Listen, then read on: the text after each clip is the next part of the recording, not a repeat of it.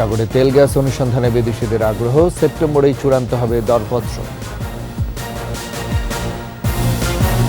সরকারি চিকিৎসকদের private practice কমানোর আহ্বান প্রধানমন্ত্রীর, গবেষণায় বরাদ্দ বাড়ানোর আশ্বাস। অপরিকল্পনা ও অসচেতনতায় মরণ ফাঁদছে রাজধানীর ভিআইপি সড়ক, জেব্রা ক্রসিং সহ সড়ক নিরাপত্তা জোরদারের দাবি।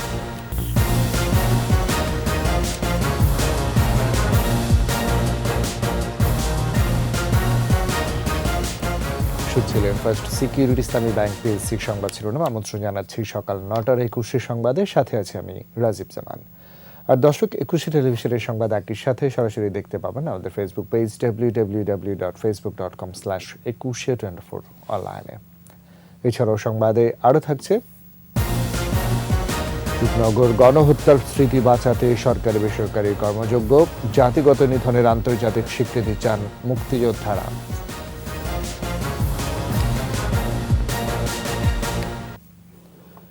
বঙ্গোপসাগরে তেল গ্যাস অনুসন্ধানের আন্তর্জাতিক দরপত্রের জন্য করা প্রোডাকশন শেয়ারিং কন্ট্রাক্ট পিএসসির ডকুমেন্ট অনেক আধুনিক এবং তথ্য সমৃদ্ধ।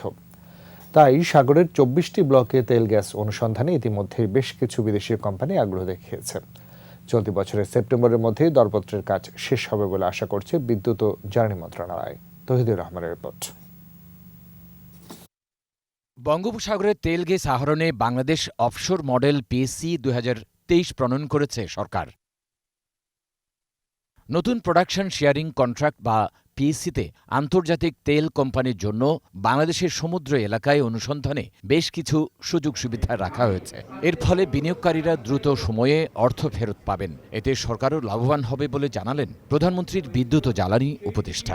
আমরা আশা করতেছি যে যারা বিনিয়োগ করবে তারা যে সব বিডেবল আইটেম আছে, প্রফিট শেয়ারিং ইজ অলসো বিডেবল। এর মধ্যে আরও কিছু নতুন নতুন জিনিস আছে যেগুলো দিয়ে এটাকে অনেক বেশি অ্যাট্রাকটিভও করা হয়েছে আর আমাদের নিজেদের স্বার্থকেও রাখা হয়েছে। ইতিমধ্যে বেশ কয়েকটি আন্তর্জাতিক মানের কোম্পানি সাগরে তেল গ্যাস অনুসন্ধানে আগ্রহ দেখিয়েছে বলে জানানো হয় সংবাদ সম্মেলন থেকে। 55টি আইওসিকে সরাসরি মেইল করা হয়েছে, তার মানে কাউকে আমরা বাদ রাখি। নতুন পিএসসিতে অনুসন্ধানকারী কোম্পানির সাথে বাপেক্সকেও সম্পৃক্ত করা হয়েছে। এতে বাংলাদেশ উপকৃত হবে বলে জানানো হয়। সব বিষয়গুলো অ্যাড্রেস করা হয়েছে, এটা একেবারে সবার জন্য আকর্ষণীয় করা হয়েছে এবং উইন উইন করা হয়েছে বাংলাদেশের জন্য এবং যারা এখানে ইনভেস্ট করবে তাদের জন্য। বিদ্যুৎ, জ্বালানি ও খনিজ সম্পদ প্রতিমন্ত্রী আশা করছেন খুবই ইতিবাচকভাবেই বিডিং কার্যক্রম সম্পন্ন হবে। এশিয়া সহ আমেরিকা সহ বেশ কয়েকটি দেশ তাদের ইন্টারেস্ট শো করেছে। একটা সম্মিলিতভাবে, একটা প্রতিযোগিতামূলকভাবে আমরা চাচ্ছি যে বাংলাদেশে এই সর্বপ্রথম অফশোর বিডিংটি যেন অনুষ্ঠিত হয় এবং আমরা আশাবাদী এই বছরের সেপ্টেম্বর মাসের মধ্যে আমরা ক্লোজ করতে পারবো। প্রায় 6 মাস সময় দেওয়া হয়েছে। বাংলাদেশের স্বাধীনতার পর বঙ্গবন্ধুর নির্দেশনায় প্রথম আন্তর্জাতিক তেল উৎপাদন বন্টন চুক্তি হয়। সর্বশেষ 2017 সালে একটি ব্লকে পিএসসি স্বাক্ষরিত হয়। তহিদুর রহমান, 21 টেলিভিশন, ঢাকা। সরকারি চিকিৎসকদের প্রাইভেট প্র্যাকটিস কমিয়ে গবেষণায় মনোযোগী হবার আহ্বান জানিয়েছেন প্রধানমন্ত্রী শেখ হাসিনা। চিকিৎসা খাতে গবেষণা বরাদ্দ বাড়ানোরও আশ্বাস দিয়েছেন প্রধানমন্ত্রী। আকবর হোসেন সুমনের রিপোর্ট। বিশ্ববিদ্যালয়ের শিক্ষার্থী, শিক্ষক ছাড়াও চিকিৎসা বিজ্ঞান নিয়ে গবেষকদের মাঝে বঙ্গবন্ধু বিজ্ঞান ও প্রযুক্তি ফেলোশিপ, জাতীয় বিজ্ঞান ও প্রযুক্তি বা এনএসটি ফেলোশিপ এবং বিশেষ গবেষণা অনুদান প্রদান করছে বাংলাদেশ সরকার। এবছর 4717 জন ফেলোশিপ ও গবেষণার জন্য মনোনীত হয়েছেন, যাদের মধ্যে 54 জনকে অনুদানের চেক তুলে দেন প্রধানমন্ত্রী শেখ হাসিনা। দেশে বিজ্ঞান ও প্রযুক্তি বিশ্ববিদ্যালয় বৃদ্ধি ও গবেষণার ক্ষেত্র বাড়াতে আওয়ামী লীগ নেতৃত্বাধীন সরকারের ভূমিকা তুলে ধরেন প্রধানমন্ত্রী। আমরা একটা জায়গায় একটু পিছিয়ে আছি, সেটা হচ্ছে আমাদের স্বাস্থ্য বিষয় গবেষণা। ডাক্তার সাহেবরা শুধু প্র্যাকটিস করে আর টাকা কামাই করে, গবেষণার দিকে বেশি যায় না, কি ঠিক? কিন্তু এখন গবেষণার উপরে গুরুত্ব দিতে হবে, কারণ দেশের মানুষ আরও সুস্থ হবে, সবল হবে, যারা মেধা বিকাশের সুযোগ পাবে। গবেষণা অপরিহার্য। যারা সরকারি চাকরি করছেন তারা প্রাইভেট প্র্যাকটিসটা একটু কমিয়ে দিয়ে গবেষণার দিকে নজর দেন। দ্বিতীয় পারমাণবিক বিদ্যুৎ কেন্দ্র তৈরি ও স্যাটেলাইট উৎক্ষেপণে সিদ্ধান্তের কথাও জানান সরকার প্রধান। এখন যেখানে আমরা বিদ্যুৎ কেন্দ্র করেছি, এটা সমাপ্ত হবার পর দ্বিতীয়টাও আমরা এই পাবনাতে এই রূপপুরেই করতে পারবো। আর তাছাড়া আমাদের স্যাটেলাইট 1 আমরা উৎক্ষেপণ করেছি, স্যাটেলাইট 2 উৎক্ষেপণ করারও ইতিমধ্যে ব্যবস্থা নিয়েছি। বিজ্ঞান মনস্ক প্রজন্ম গড়ে তুলতে প্রতি বিভাগীয় শহরে নভ থিয়েটার নির্মাণের আশ্বাস দেন বঙ্গবন্ধু কন্যা। আমরা দেশের সকল বিভাগীয় শহরে নব থিয়েটার স্থাপন করছি, যেটা এখন প্রথমে ঢাকায় করলাম। আকবর হোসেন সুমন, 21 টেলিভিশন, ঢাকা। নামে ভিআইপি সড়ক, অথচ রাজধানীর শাহবাগ থেকে বিজয় সরণি সড়কটি যেন সাধারণের জন্য মৃত্যু ফাঁদ। শত উন্নয়নের ফাঁকগুলোও কিছু অপরিকল্পনা এবং জনসাধারণের অসচেতনতা মিলিয়ে এলাহি কারবার চলছে ঢাকার এই ভিআইপি সড়কটিতে। মুজিবুর রহমানের ক্যামেরায় সে কথাই তুলে ধরছেন আতিক রহমান পুনিয়া। মাত্র 1 কিলোমিটারের রাস্তায় এ যেন এক তোগলকি রাস্তা পারাপার। কেউ শোনে না কারো কথা শোনা তো দূরের কথা, যেন কোনো কোনো ক্ষেত্রে রাস্তা পার হওয়াটাই জীবনের শেষ কাজ।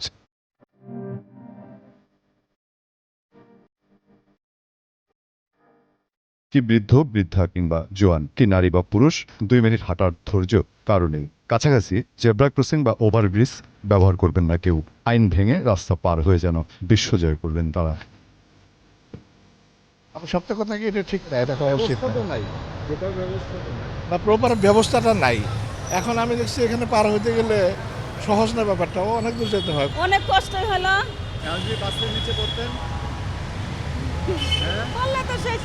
সার্ক ফোয়ারা থেকে ফার্মগেট নাগাদ জেব্রা ক্রসিং মাত্র 2টি, বাকি সমস্ত পথ মেট্রো রেলের নিচে ডবল গ্রিল দেয়া। যারা জীবনের ঝুঁকি নিয়ে পার হন তারা বলেন আরো কিছু জেব্রা ক্রসিং থাকলে ভালো হতো। অবশ্যই ঝুঁকিপূর্ণ, আসতে হয়, উপায় নেই, এদিকে তো কোনো ওভারব্রিজও নাই। মাঝে মাঝে যাই তো, কারণ বাজার ওই দিক দিয়ে পারে না, ভয় লাগে না। ফার্মগেটের সামান্য দূরত্বে দুটি ওভারব্রিজ, সেগুলো ফেলে গ্রিল টপকে পার হওয়া যেন এক ফ্যাশন। ভুল করছি, আমি মাপ চাই। ফুট ওভারব্রিজ থাকতে এভাবে পার হচ্ছেন, এটা কি মানে ঠিক হচ্ছে কিনা? আপনারা তো শিক্ষিত মানুষ। সময়টাকে পৌঁছাতে হবে, অনেক দূরে যাইতে হবে, এই জন্য সরি। দায়িত্বে থাকা ট্রাফিক কর্মকর্তা শোনান কিছু আশার কথা। 1 ফিট 1.5 ফিট উঁচু করে দিত, তাহলে মানুষ কিন্তু আসতে পারতো না, তো বাধ্য হয়ে ওই ফুট ওভারব্রিজ ব্যবহার করতো।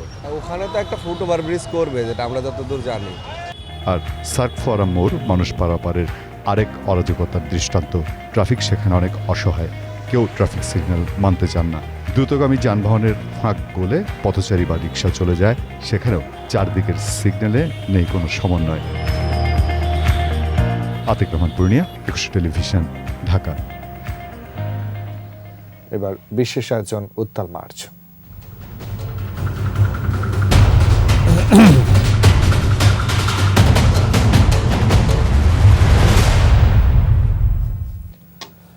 মুক্তিযুদ্ধে পাকিস্তানি বাহিনীর গণহত্যার নির্মম সাক্ষী খুলনার চুকনগরের স্মৃতিস্তম্ভ। গবেষকরা বলছেন, গণহত্যা নয়, পাকিস্তানি বাহিনী পরিকল্পিত জাতিগত নিধন চালিয়েছিল। ৭১-এর 20 মে সেই গণধর্ষণ, লুটপাট ও হত্যার তথ্য সংগ্রহে কাজ করছে বেসরকারি সংস্থা। শেখ মোহাম্মদ জুয়েলের ক্যামেরায় খুলনা বিভাগীয় প্রতিনিধি মহেন্দ্রনাথ সেনের রিপোর্ট, জানাচ্ছেন রত্না জামান। ১৯৭১ সালের মে মাসের ৩য় সপ্তাহে বিভিন্ন এলাকা থেকে লোকজন এসে জড়ো হতে থাকে চুকনগরের ভদ্রা নদীর পাড়ে। ২০ মে বেলা ১১টার দিকে সাতক্ষীরা থেকে পাকিস্তানি সেনাবাহিনীর 2টি দল ট্রাক ও জিপে চুকনগরে আসে। পাতখোলা বিল থেকে তারা গুলি চালাতে শুরু করে এবং পরে চুকনগর বাজারের দিকে অগ্রসর হয়। বিকেল ৩টা পর্যন্ত গুলি চালিয়ে তারা অসংখ্য মানুষকে হত্যা করে। এখানে প্রায় ১০,০০০ মানুষকে পাকিস্তানি সেনারা গুলি করে হত্যা করে। যখন গুলি থামিয়ে গেল, আমরা আস্তে আস্তে এসে দেখি আমার মা আমার আব্বার এইখানে নিয়ে বসে আছে লাশ। এখন আমার মা বলছে যে বাবা, তোর আব্বাকে আর পাবি না, ওই দেখ হাজার হাজার লোক মারা গেছে, কিন্তু অসহায় লোক পড়ে আছে কিনা দেখি। গুলি করে তাদেরকে হত্যা করে এবং যেখানে 10,000 বেশি লোক মারা গিয়েছিল, সেই হাজার হাজার মানুষের লাশ পরদিন বা তারও 2-3 দিন ধরে এই নদীতে ফেলা হয়েছিল। মুক্তিযুদ্ধের ইতিহাস জানতে এই স্মৃতি ধরে রাখতে হবে। আর এটি শুধু গণহত্যা নয়, এটি জেনোসাইড। এইখানে আমার বাবাকে এখানে মারা হয়েছিল। এই চুকনগর বাজারে বট বৃক্ষ ছিল, এখানে কালীবাড়ি, এই বট গাছের শিকড়ের ভিতরে উনি বাঁচবার জন্যে পালিয়েছিলেন। তাকে বাঁচতে দেওয়া হয়নি, তাকে সেইভাবে ওই নৌকা এসে গুলি করে তাকে মারা হয়েছিল। সরকার কমপ্লেক্স তৈরির জন্য কাজ করছে। এরই মধ্যে এই কাজের জন্য ৫ লাখ টাকা বরাদ্দ দেওয়া হয়েছে। চুকনগরে গণহত্যার কথা ইতিহাসে স্থান পাক, সরকারিভাবে রাষ্ট্রীয়ভাবে এই দিনটাকে ছুটির দিন হিসেবে ব্যবহার হোক, এই ঘটনাটাকে পাঠ্যপুস্তকে স্থান পাক এবং আন্তর্জাতিক এবং দেশীয় পর্যায়ে ইতিহাসও স্থান পাক।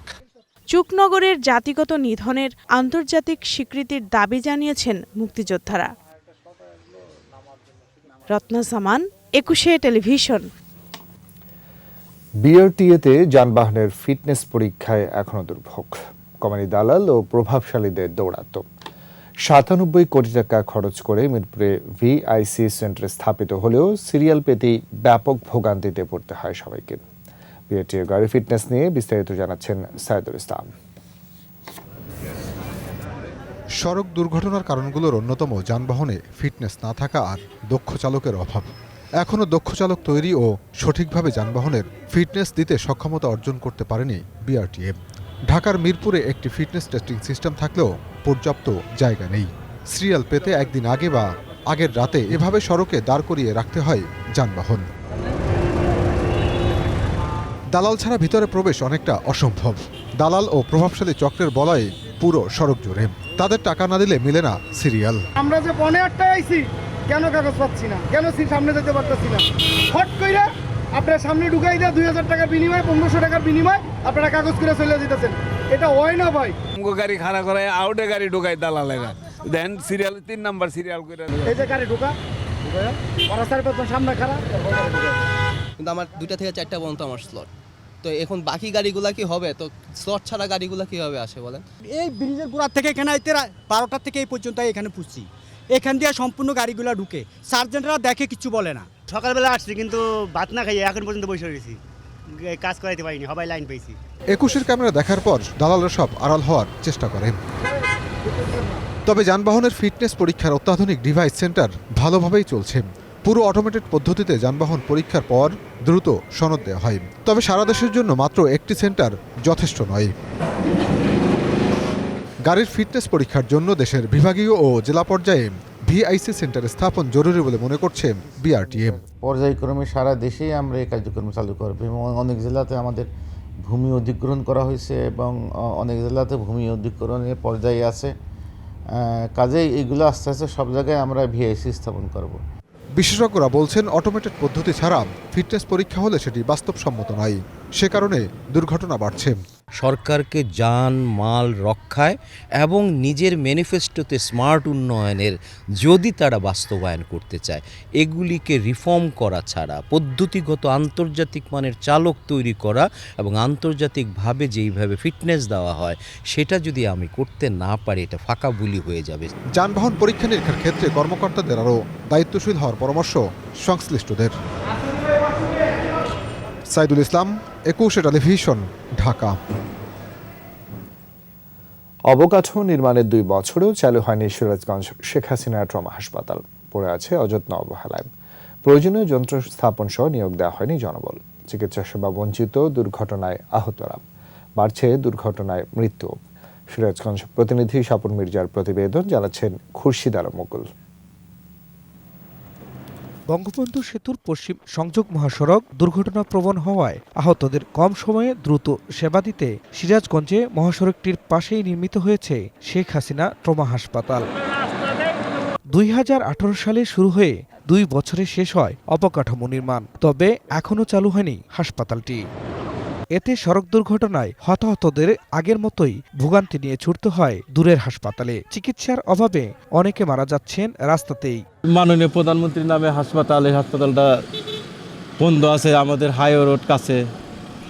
যে কোনো মুহূর্তে অ্যাক্সিডেন্ট হলে আমরা এখানে লোকজন নিয়ে আসতে পারতাম, আমাদের সুবিধা হতো। সদর হাসপাতাল হাই রোড থেকে 8 কিলোমিটার ভিতরে একটা লোক অ্যাক্সিডেন্ট হওয়ার পরে তাকে নিয়ে যেতে যেতে দেখা যাতে রাস্তায় মারা যায়। কার্যক্রম এখনো শুরু হয় নাই, আমরা এখানে ভোগান্তি হচ্ছি, এটা আজও চালু হবে কিনা। জনবল নিয়োগ না হওয়া এবং যন্ত্রপাতির অভাবে অযত্নে পড়ে আছে 11 কোটি টাকা ব্যয়ে নির্মিত হাসপাতালটি। উত্তরাঞ্চলে গাড়ি চালকদের মাঝেও ক্ষোভ, হতাশা। যদি এই মেডিকেলটা যদি উদ্বোধন হয়ে যেত, সরকার যদি করে দিত, আমরা শ্রমিক যারা আর বিশেষ করে শ্রমিকের উপরে খুব বড় একটা উপকার একটা হতো। সড়ক দুর্ঘটনায় যখন একজন আহত হয় যাতে দ্রুত যাই আমাদের চিকিৎসা হয়। সিভিল সার্জন জানান, জনবল চেয়ে স্বাস্থ্য মন্ত্রণালয়ে পাঠানো প্রস্তাবনা পাশ হলেই চালু হবে এটি। এলাকাবাসীর সাথে আমরাও আরো চাই যে এটা খুব দ্রুত এটা তাড়াতাড়ি শুরু হোক। জনবল নিয়োগ পাইলে আমরা চালু করে দিতে পারবো। সব সংকট কাটিয়ে দুর্ঘটনায় হতাহতদের দ্রুত চিকিৎসা নিশ্চিতে প্রধানমন্ত্রীর নামে গড়া ট্রমা হাসপাতালটি শিগগিরই চালুর দাবি সবার। খুরশিদ আলম মুকুল, 21 টেলিভিশন। শেষ করছি সকাল 9টার 21 সংবাদ। যাবার আগে ফার্স্ট সিকিউরিটি ইসলামী ব্যাংক পেয়েছে সংবাদ শিরোনামগুলো জানাচ্ছে আরো একবার। সাগরের তেল গ্যাস অনুসন্ধানে বিদেশিদের আগ্রহ, সেপ্টেম্বরেই চূড়ান্ত হবে দরপত্র। সরকারি চিকিৎসকদের প্রাইভেট প্র্যাকটিস কমানোর আহ্বান প্রধানমন্ত্রীর, গবেষণায় বরাদ্দ বাড়ানোর আশ্বাস। অপরিকল্পনা ও অসচেতনতায় মরণ ফাঁদ যেন রাজধানীর ভিআইপি সড়ক, জেব্রা ক্রসিং সহ সড়কের নিরাপত্তা জোরদারের দাবি।